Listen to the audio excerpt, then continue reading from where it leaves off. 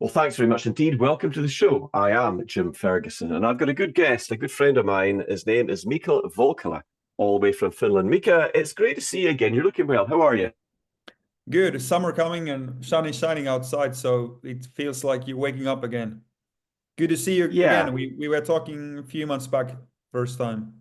we were, Oh, and it was a very, very interesting, very good interview. We're going to get a little bit of an update, but I have to say, I'm a summer child too. I like the sunshine. I'm well, always glad to see the back of winter.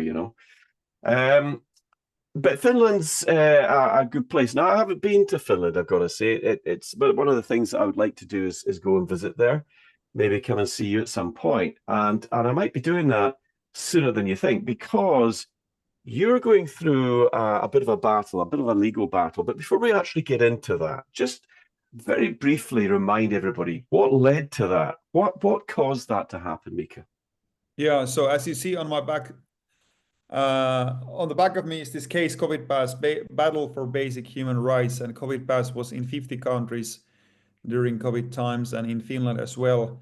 And I was personally kicked out from maybe 10 places and then spots occasions. And I was just seeing that our freedom, my freedom, and freedom of others was ripped off. We were taken in the middle of the city. In that you wake up in your apartment and you go to the pub, or you go to just to pick up food, and they say you cannot stay inside, and all these kind of things happening. And then I was thinking that what can I do in the bigger picture? And the tipping point or the trigger was when I was going 9 a.m. in the morning, 10th of December 21, with my friend to have just croissant and cafe, nothing else, just breakfast at Fazer Cafe, Fazer, famous Finnish brand. Initially from Switzerland, the family, and they are one of the wealthiest families in Finland. And they had this cafe chain, and they were asking the COVID pass, and I didn't have it, and my friend didn't have it, and I had a friendly argument with the person who was asking, and then I asked the manager to come, and she said you must have it, and otherwise we cannot sell you, we cannot serve you. And I was already 5 meters in the cafe, and then we were, told her to get out of here, and I got the business card, and I told this manager that I will not leave it here. And then I started talking with the lawyer, and we were asking that they pay for discrimination and other stuff, and the government also at the same time, and they refused everything. And then I had to take it to the court, to the district court of Finland, and now it's been in district court. Also, the Court of Appeal has made a ruling. Dr. Asim Malhotra from UK was here with me a few days and as a expert witness in this case, and many other prominent people. Hanna Nohynek was a witness, and she is a chairman of lady, sorry, of SAGE. It's a uh, advisory group on immunization under WHO in the whole world, like a top person in giving advice on vaccines in the world, so to say. Even though she's not in the public that much worldwide, in Finland she is. Um, so all that happened, and they've been ruling. I lost the case, the two first courts here in the capital, and now I have filed this case at the Supreme Court of Finland in Helsinki in January, and now they have to make a choice. Do they give us a chance to handle the case here in Finland? Maybe it would take 1-2 years until the hearing would be, or do they dismiss it, and then I have to file it very soon to the European Human Rights Court in France, Strasbourg, and I have a French attorney ready for that if that happens. So that's in a nutshell what's going on now. And only case in Finland, only case in Scandinavia, Nordic countries, Europe, in the world, the high government body and the big company sued for COVID pass. And I'm doing this for the future. They may do this vaccine pass again. And if you go to the EU Commission website or WHO website, they have a pre-agreement to use the COVID pass in around 200 countries worldwide if there is a next epidemic, pandemic, whatever they call it. So we are fighting eye to eye against the globalist agenda to, I would call, enslave the humanity with medication and vaccines. And this is important because, as you say, they may try and do it again. They may very well try. I mean, there's been lots of different, I guess, alerts when it comes to the World Health Organization in particular, who is led by a man who calls himself Dr. Tedros, but he's not a medical doctor, but he is a former terrorist with the People's Tigray Liberation Front, which is a proscribed terrorist organization. I wonder what on earth Bill Gates was thinking of by appointing somebody like that to run the World Health Organization. There's a lot of question marks about the WHO. There's a lot of question marks about the globalist movement, and they are very, very focused on not having that first domino topple, because when that happens, there could be solicitors and legal cases all over the place.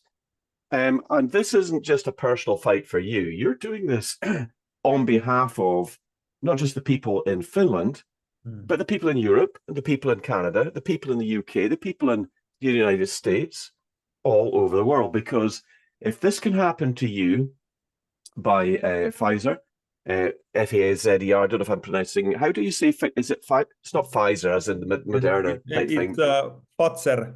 Fazer. Correct. I'll need to practice my Finnish. Your English is better than my Finnish. It's not even it's a Swiss word. I think it's a Swiss German last name initially, so it's not. But we call it Finnish, yeah. Well, I mean, they're a wealthy family. They've got a chain of cafes all over that region and in Switzerland. It's a little bit unfair. They've got all the money in the world, and you're still standing up. Do you know what this reminds me of? This reminds me of David and Goliath. It does. And I suppose when you think about the money that they have and the lawyers they can afford, it is a bit like David and Goliath, but we all know how that turned out. David won. He slew the giant. And yes. I would encourage everybody that's listening to this right now to get behind you. You actually, you're a businessman. You're a small to medium-sized businessman. But I mean, these things cost money. And people might say, well, why would I donate to somebody that I don't even know, or somebody in Finland? I'm in France, or I'm in Germany. Well, here's the thing. If they get away with doing this in Finland, who's to say they might not do it in their country, in another country? And I think what you're doing, you're setting a principle here that people, freedom fighters, people that are patriotic and love their countries and freedom, are standing up to be counted and fighting the system. And I think it takes a lot of courage on your part and on the part of other people that do that. But you've got a GoFundMe. I think, is it GoFundMe? You've got a website. Where can people go to donate to this? Yeah, so people outside Finland, I mean, if you are based outside Finland, so you can go givesendgo.com/case COVID pass. So there you can donate €5, €10, 100, 500, whatever you wish. And now I have here invoices from the Finnish government, cabinet, and Fazer Cafe, almost. Fazer Cafe, €17,000, and the Finnish government, €94,000. They have been demanding me to pay the government that pay now, and and last week Fazer the cafe, and 2 weeks ago the government informed me that they will now wait until the ruling of the Supreme Court, and if the ruling is in their favor and against the freedom and against me and my team, then they are ready. I have this in written form. They will put it to the confiscation office and come to after my income or so by force. And think about how evil is that. I was fully healthy. I had nothing, no proof of anything anyone has. I had any sickness, any medication, anything wrong with me. And they didn't sell me the coffee and the croissant just to get the breakfast. And the government knew that the vaccine is not stopping the transmission, and they admitted in the court, and they knew it can cause harm by December 21.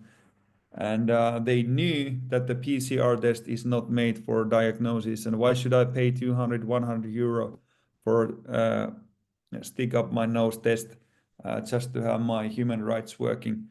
And so there are many other things behind this, but and it's very, very corrupt. And even the Fazer cafe, they admitted in the court that they broke the COVID law itself. In Finland, there was piece of the law was that if you are a cafe or restaurant and you are having this COVID pass, you have to have this plan presented openly available in the cafe on the spot for the customers to see how they have prepared. They didn't have it, and the manager Tiina Tuominen in the court said that she couldn't even find it later. They were just asking, do you have the pass or not? Whatever. But still, the corrupt judges have given her the free pass. And I want to say this about the main judge of the district court, who is the chairman, Markku Saarikoski. He was appointed by the Finnish Ministry of Work and Employment to work as a consolidator, or kind of like a solving problems in the state, in the government, as a part-time job. In 21 autumn time, in 21 summertime, our Prime Minister Sanna Marin, at the time, who is working now for Tony Blair, said that this same ministry was the key player planning the COVID pass in Finland. That it has been the key player. In mainstream news, it was said. This judge, he was not planning the COVID pass, but he was employed and paid by working under the same government office, and then he is judging the case where the government is taken to the court. More than that, we found out by a person who is following us. I will not say her or his name here, but from here in Finland, that a tip that this Markku Saarikoski, the judge, had not made a report about his side job and the conflict of interest potential of that, this public register that they should do. So then my team, my legal team, pointed this out to the court, and he admitted for 2 years he had not reported that thing. And after I told him, you are wrong, why are you doing this? Then he made it right. But then the other judges above him, they just gave it the free pass, that it doesn't really matter here, and blah, blah, blah. All these kind of things. So it's very hard battle. And and now this, Well, yeah. it sounds like there is a lot of lawfare being Yes. waged against you. Yes. And we've seen that happening to Donald Trump in Yes. the previous years. They've tried it again, although he's absolutely dismantling with the aid of Elon Musk and the Doge team. They are ripping apart the deep state in America, much to the annoyance of the corrupt Democrats, who are probably be making an absolute fortune involved. I mean, there's breaking scandals practically every week now with all of that.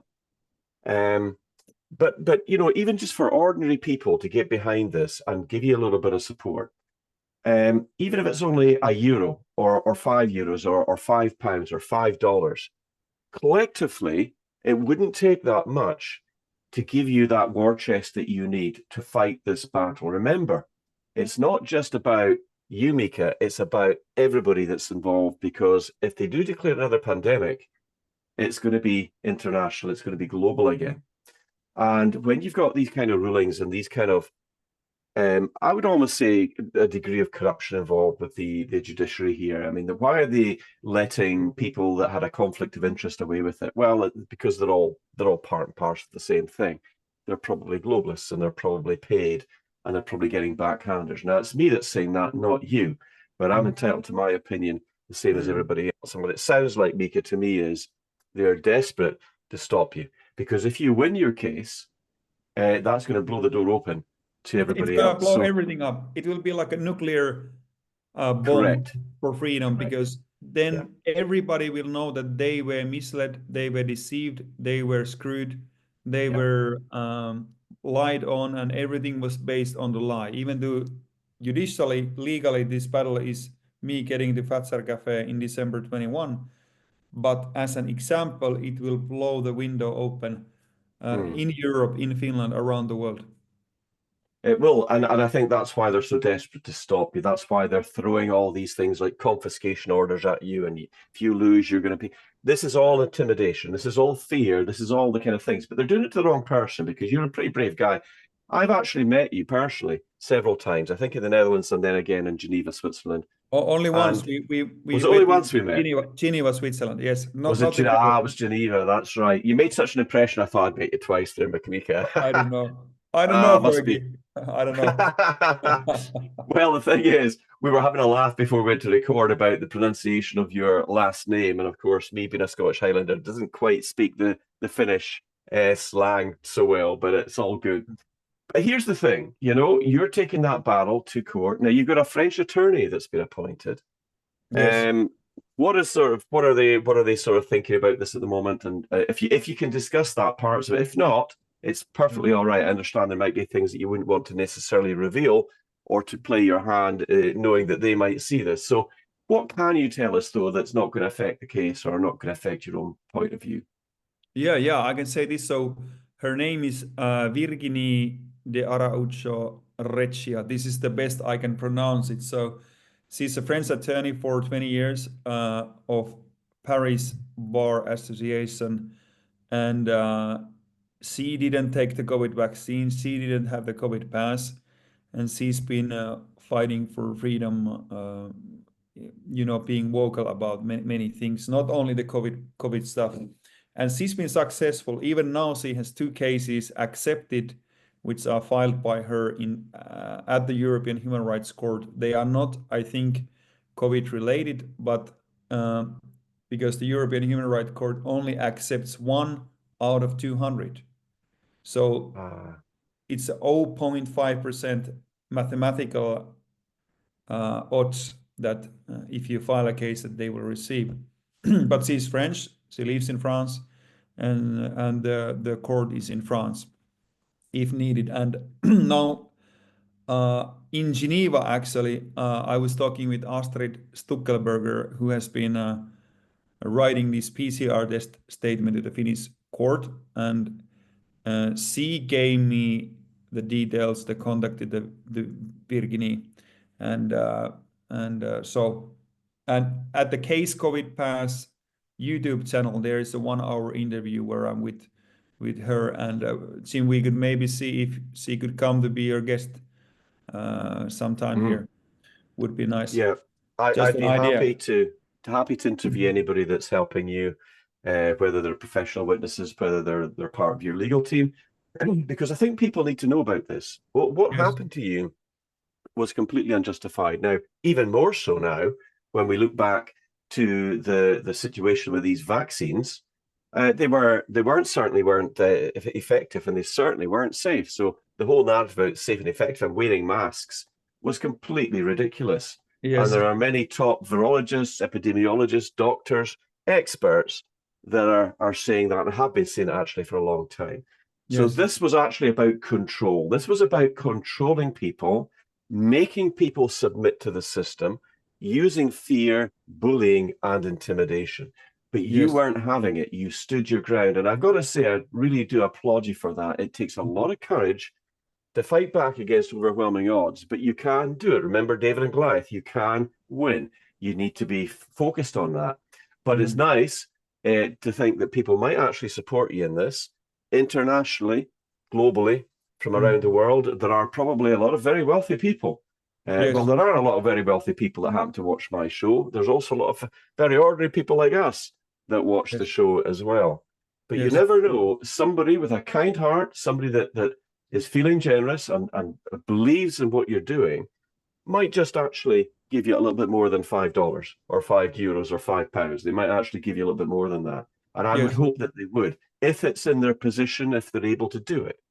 I'm not Yes. asking people to, go into financial hardship, but there are a lot of people out there that are very wealthy, they're very successful, they might be in business, whatever, that might just be able to give you a bit of a leg up here. And that would be the right thing to do. And I would encourage everybody listening to this to give in, put into something, go into that link that we're going to put up here to that Give Send Go link and just give you whatever it is they can afford to give you.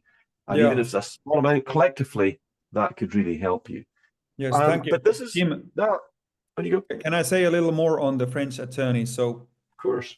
Virginie, so now if the case is accepted in the Supreme Court here in Finland, so then my Finnish lawyer legal team will represent me here because they have to be, in the system here and so on.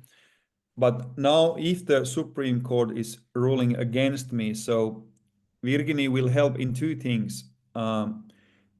She will be contacting, this is no secret, I have said it on the podcast. She will be contacting Elon Musk legal teams, PR, in Canada, people, or USA, UK, around the world, wealthy people who have visibility and influence and that we think are on the freedom side.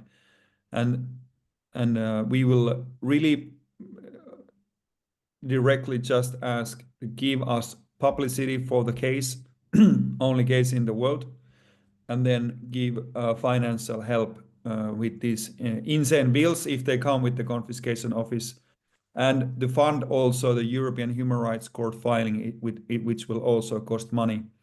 And I want to say this to the English-speaking audience as well, that every euro, every cent, every dollar given that we will be asking back from the court, and if the judges rule that I win and the opponents, the Finnish government and Fazer Cafe, has to pay them back to me, be the money given from Finland or from abroad, I will reuse again to the basic human rights.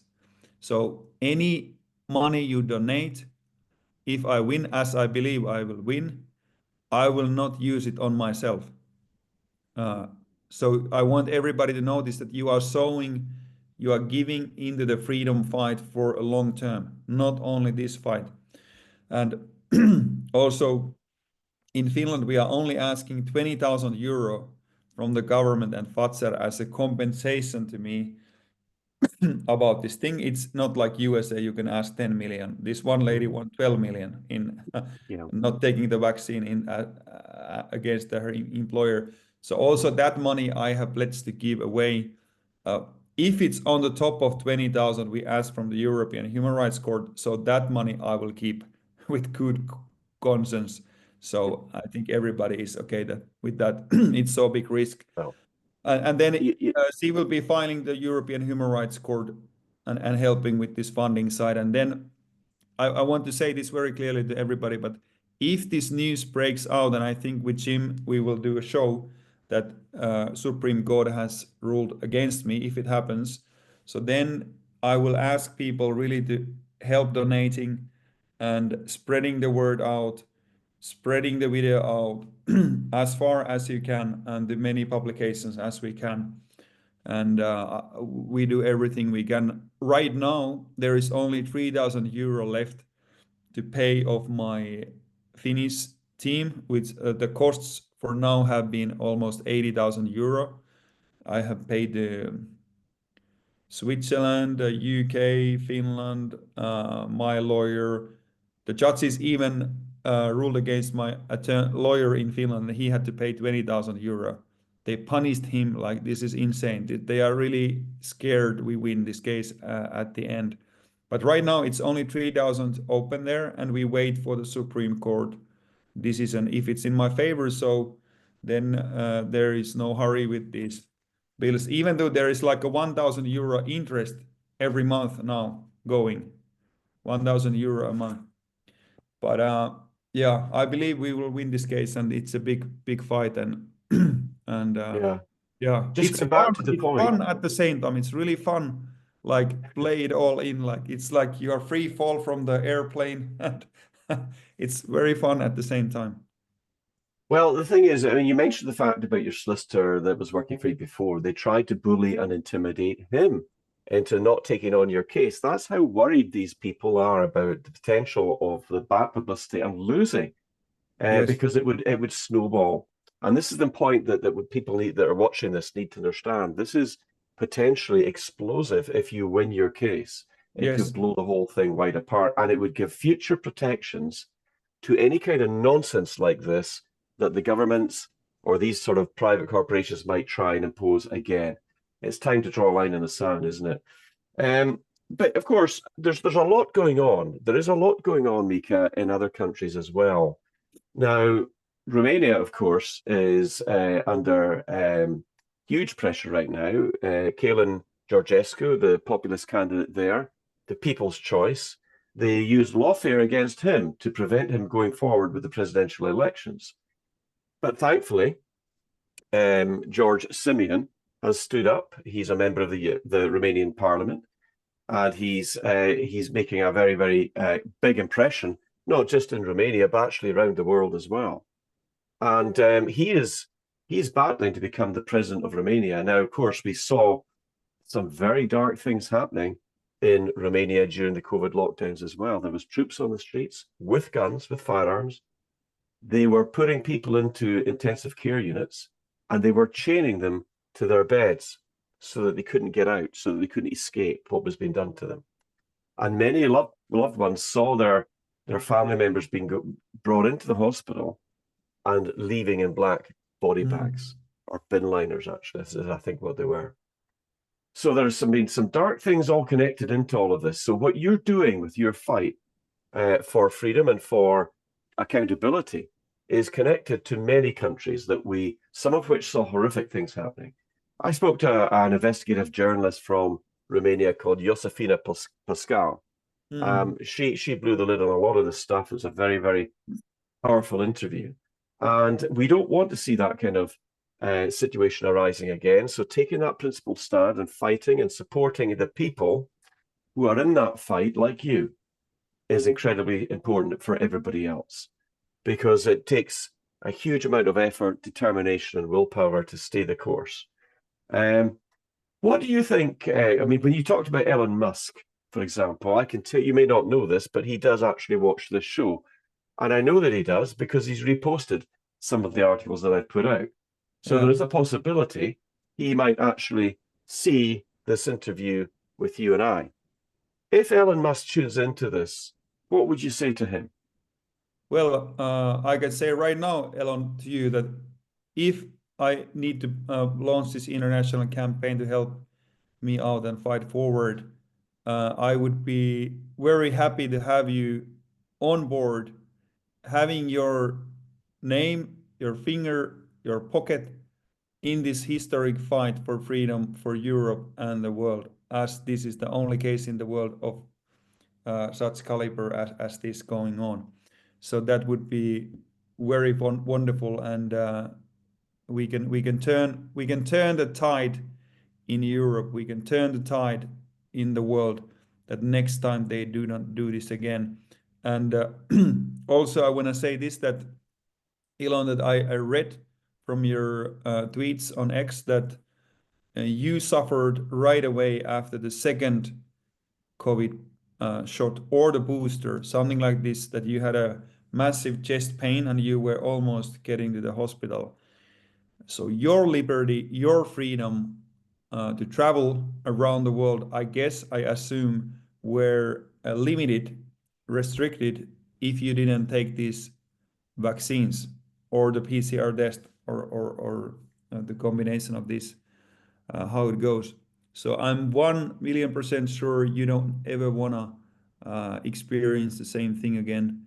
And join me in the fight. And let's do the interview and post it online and all the corruption and everything going on. Well, you never know. He might very well respond to that. But even if he reposts it, yes, because when he reposts a tweet, it reaches multiple millions of people, yes, and so yes. that can help to even just a retweet could help to really get the word out. And Yes. it's the same for the people that are watching. when you repost something, it magnifies the interview by incredible amounts, and it's not uncommon for our interviews sometimes to go into multiple millions of people. Now, I don't know if that will happen this time or not, but let's hope that as many people as possible can repost this one, because this will help you, and it will help to take that fight forward for freedom and for holding those people to account for what they've done, not And just to you, but to many other people. yes, and I want to say to the people in Finland a big thank you. Like we have a very strict laws here about fundraising. So we have had 3 so-called mini fundraisers to cover up my team's costs. So all of them have come to full, and the last one came to full in just 17 days. So, but right now our NGO, We the People, is the name of that in English. So we cannot have any more mini fundraisers this year because we already have had 2 of them. They came to full. The law is limiting that mini fundraiser there.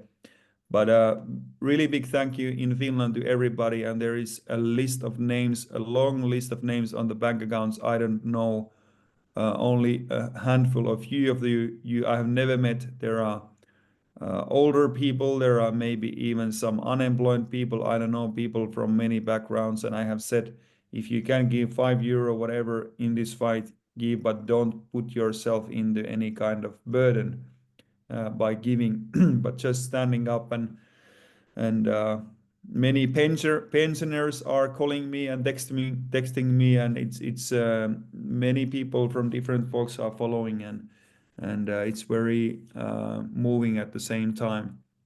And It's amazing what the power of people collectively working together can do. I was just reminded of, you might not know this, Rupert Lowe is a member of Parliament here in the United Kingdom in Westminster.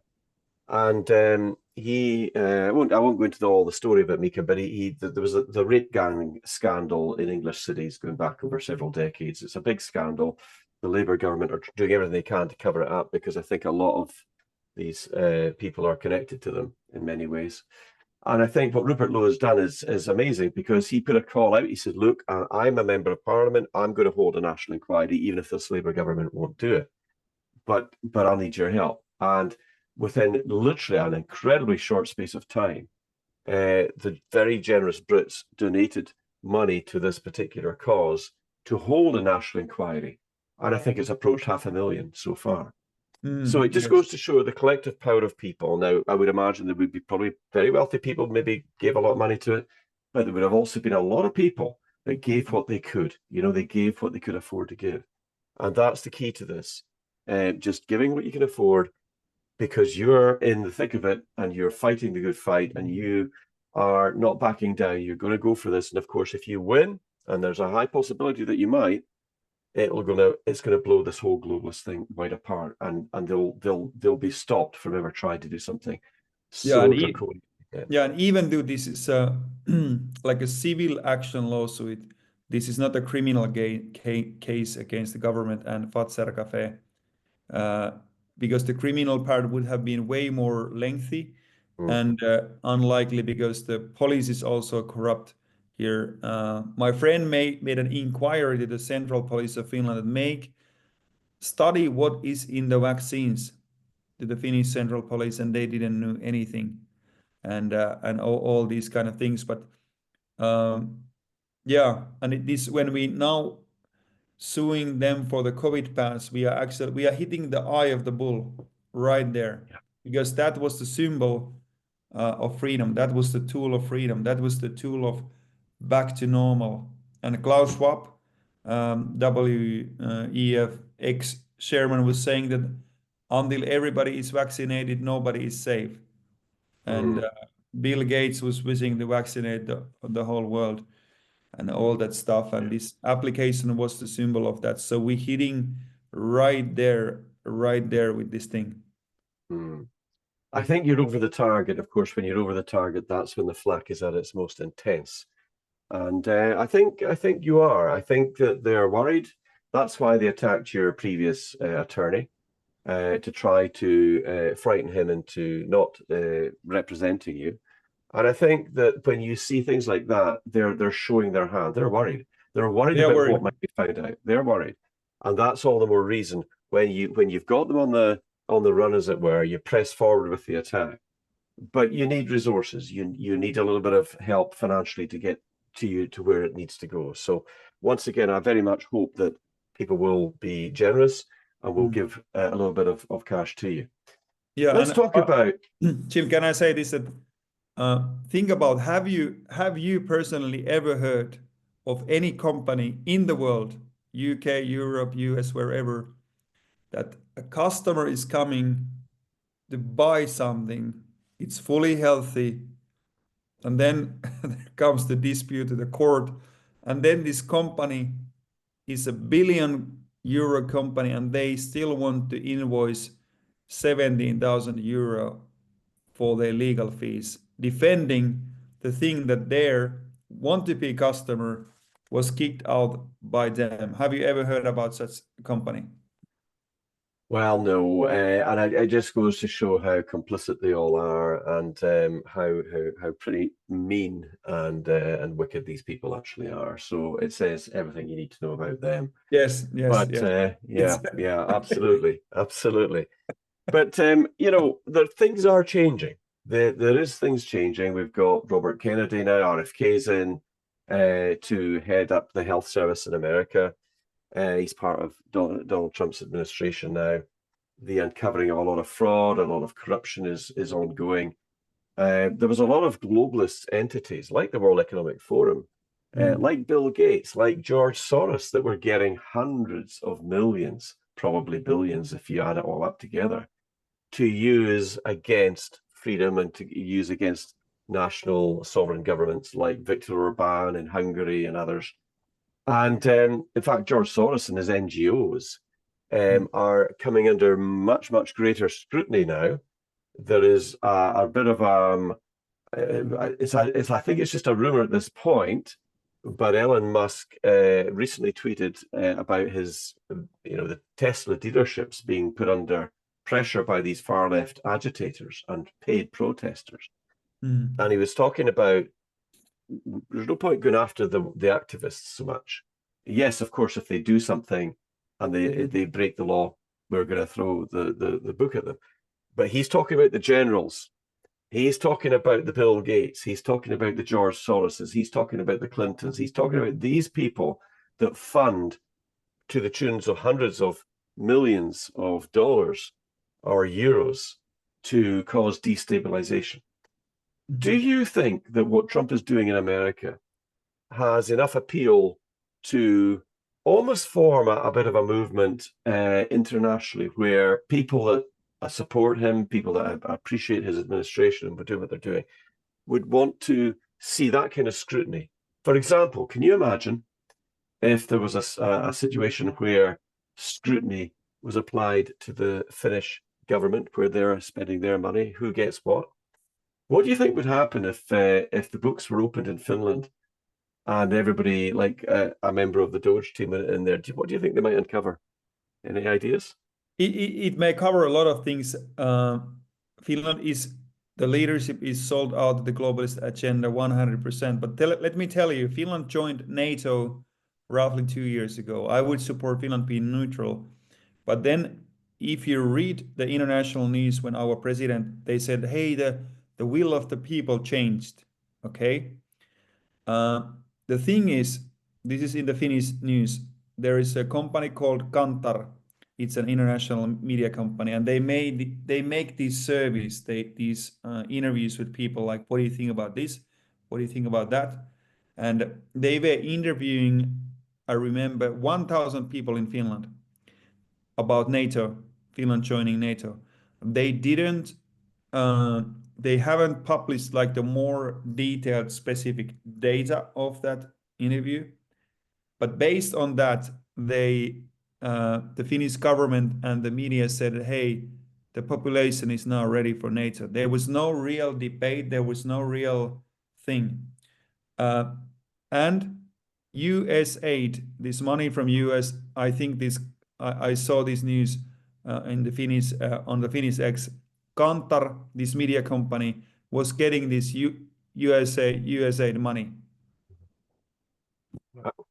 So Voila! you can see how it's all connected into it, can't you? And of course, that was American taxpayers' dollars that were being used to fund these things that they would never have normally gone along with. But they did Yeah. it. They did it behind the scenes. Yeah, there's a lot of people who are very wealthy off the American taxpayers, and thanks to Elon Musk and Donald Trump and his team, that is now coming to a crushing end. We're approaching the end of the segment here. I've got to say that the time has just flown in, Mika, as usual. But as I always do with my great guests, I always give people the opportunity to have the final word. And I'm going to do that with you again as well. So for the next 2 or 3 minutes, say whatever's on your heart to say. Yeah, I want to encourage everybody. There are many people watching this. As Jim, you have over 300,000 followers on X. So many of you, I believe, are on the crossroads in your life. Like, what big steps of destiny you are considering maybe taking. Okay, so many of them may be risky, but they may be worthy. So don't let the fear keep you, keep you back, but just step out. And I have had to go in my mind, in my heart, in my spirit, many things through, going over 3 years of this legal fight already.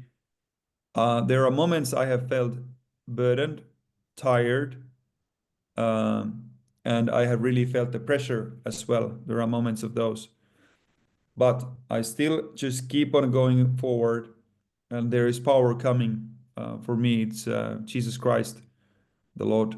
But I want to encourage everybody for the good things you understand you can do for humanity or in life, just to step out. And some people will hate you, some will love you, some will mock you. All kind of things will happen, but you feel alive, you feel good, and this is the word I wanna say. Powerful words indeed, Mika. Powerful words, and thank you for taking time to come on to give us this update. It's been a fascinating talking to you, as it always is. As I say, I've always admired the work that you do, and the fact that you are a pretty courageous kind of guy. You're one of a kind, I would say, and I really want to say thank you to you for coming on and sharing this with all of us. And I hope to hear from you again soon. To get a further update and to hear from you. But thank you so much indeed, Mika. Thank you, Fergie. And thank you to all of the wonderful people out there as well. You know, I really do appreciate what you guys do. I never set out to do any of the things I'm doing now. I've come from a very different background, but you know something? I do appreciate what you do. I appreciate the likes and the shares. I appreciate the comments. I do try and reply to them, as many of them as I possibly can. But here we've got a brave, courageous guy, Mika Vauhkala, and he is a Finnish patriot. He's a freedom fighter. He's fighting for all of us. Just remember that. His fight is our fight. So if you can afford to give him something, please do. It would be very much appreciated. And God bless you, Mika. Look after yourself. Until next time. This is Jim Ferguson. We'll speak soon. Take care. Bye-bye. Thank you.